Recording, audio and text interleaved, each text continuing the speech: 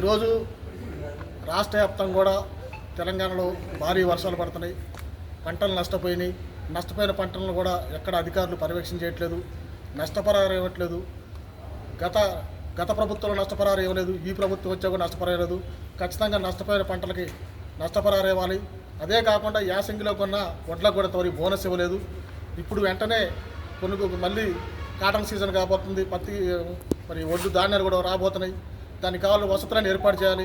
అదే కాకుండా రుణమాఫీ 2 లక్షల రుణమాఫీ చేస్తా అని చెప్పి ఇంకా చాలామంది రుణమాఫీ చేయాలి. ఖచ్చితంగా రుణమాఫీ చేయాల్సిందే. పంటల బీమా కేంద్ర ప్రభుత్వం ప్రవేశపెట్టినా కూడా ఇక్కడ రాష్ట్ర ప్రభుత్వం ఇంప్లిమెంట్ చేయట్లేదు. దానివల్ల అధికంగా నష్టపోయారు రైతులు. కానీ ఇప్పటికైనా పంటల బీమా అమలు చేయాలి. ఇప్పుడు నష్టపోయిన రైతులు ఖచ్చితంగా నష్టపరిహారం ఇవ్వాలని చెప్పి భారతీయ కిసాన్ మోర్చా తరఫున మేము ఈ రోజున కలెక్టర్ గారికి మెమోరాండం సమర్పిస్తున్నాం.